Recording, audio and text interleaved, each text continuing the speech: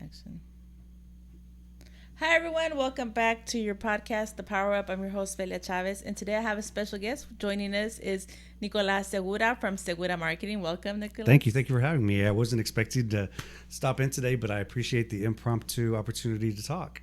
No, likewise, I appreciate you being a good sport and agreeing to do this podcast with me. Because I was going to just kind of keep you hostage and not let you go until you agreed to it.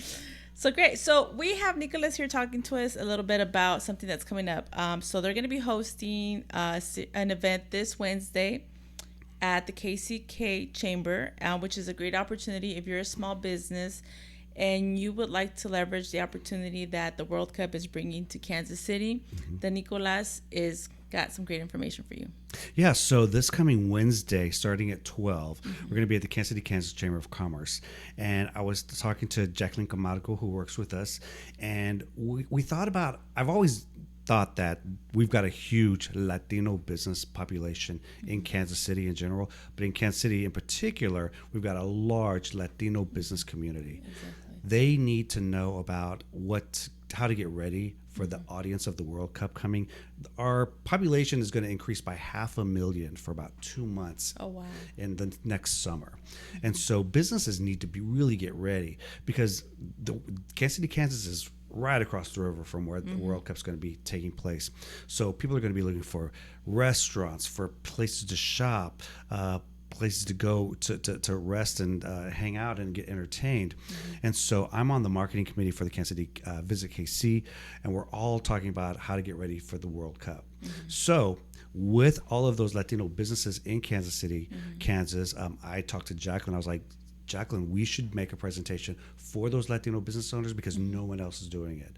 So we're doing a small presentation just on some tips and tricks on how to get ready for the World Cup so that you can really maximize your business potential then. Okay.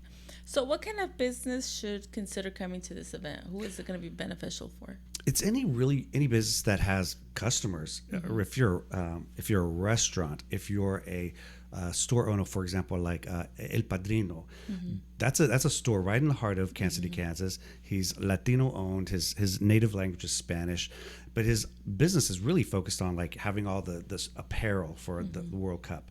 So what's he doing to market himself to the audience that's coming, as well as the audience that are here in the general market or that looking for that type of apparel?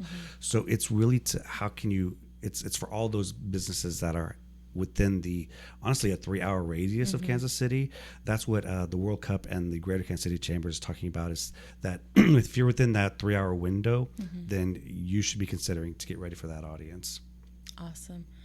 So anyone who's thinking, hey, I want to open a business, typically, we don't even know where to start. And sometimes we're like, should I go to the chamber or maybe not? Sometimes we don't even know what the chamber does, right?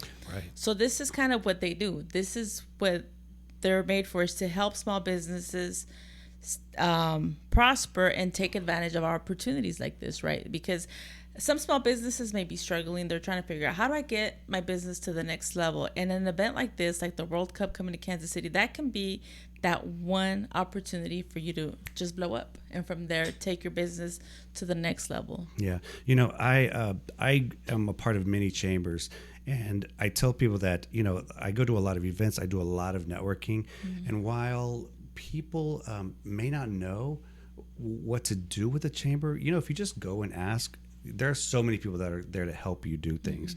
I find that my greatest return of investment from chamber events is going to network.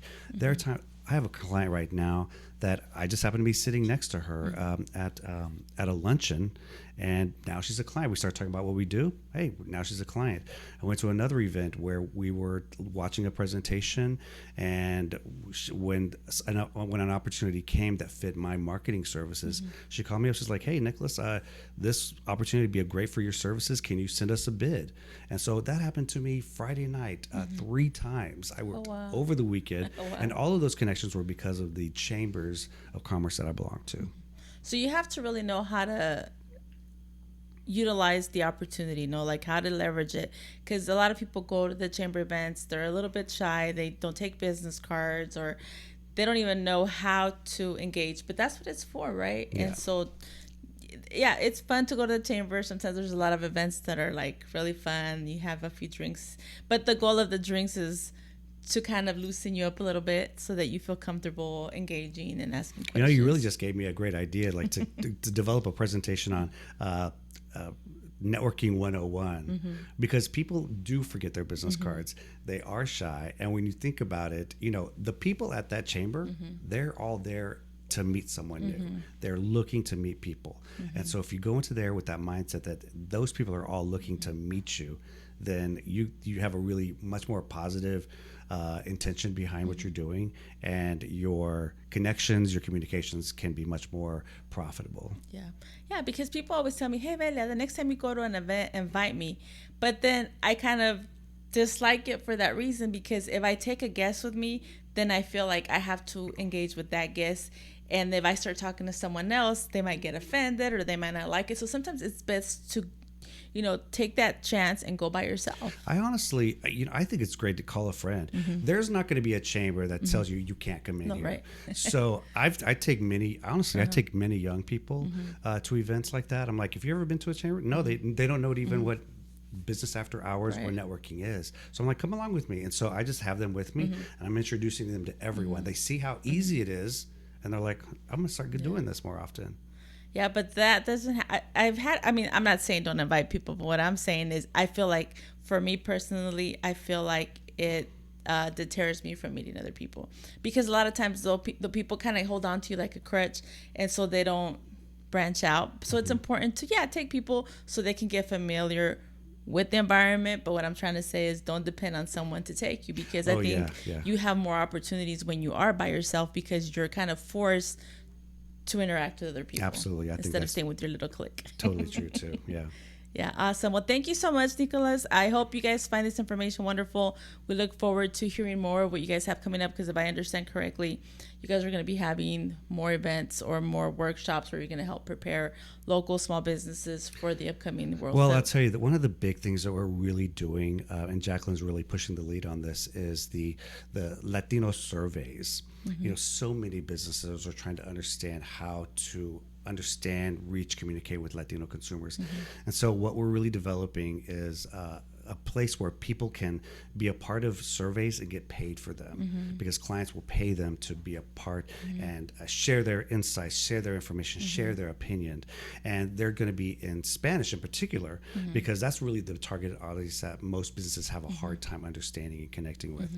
So that's the thing that's really happening, that's really big. Not to mention the we're always looking for talent, because as a marketing firm, we're always representing faces of color to be paid to be in the television commercials, the print ads, the voiceover spots.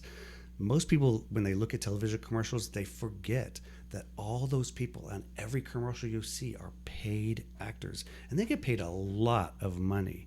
In particular, I'm thinking about like Vilma Maldonado, for example. She's one of our favorite actresses. She does a lot of work.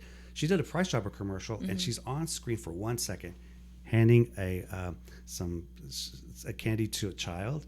She's on camera for 1 second, but she was paid $2,000 for that. Where do I sign up? That's what I'm telling you. That's what a lot of people don't realize, that there's big money in commercial talent.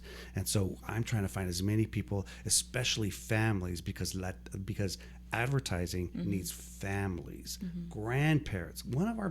Some of our biggest models are women who are Latinas over 60 years old. Yeah. Awesome. They do a lot of work. Wow. That's great. That's great. Well, you know, this podcast was kind of created to kind of help fill in some of those gaps as well, because there's podcasts in English, there's podcasts in Spanish, but then sometimes they forget there's a whole group of Latinos that are not bilingual. And so we still need the same information. So a lot of times the information is available to this market and to the Spanish speaking market, but there's a whole group of people that are excluded. So I'm glad you're here today to help share this information. I'm glad you're creating opportunities for our community and helping bring representation to the screen. That's amazing. And also making sure that those people in our community that are representing are also getting adequate pay for their services. Absolutely. We've been promoting diverse faces for 20 years in Kansas City, and I just have my dad to thank for that. He was he was executive director of the Hispanic Chamber of Commerce when I was a young person. He was a photographer at Hallmark Cards, which gave me the idea for the talent agency, and so that's really where the birth of all of this. Well, we're gonna have to bring you back to talk a little bit more about you and your story and how you started with marketing and everything, because I think you have a great story that's of inspiration and motivation to share, so that anyone else can see that anything's possible. Anytime. Awesome. Well, thank you so much. Thank you all for tuning in. I hope this episode of the Power Up has empowered you a little bit more today, and see you guys next time. Power up. Thank you.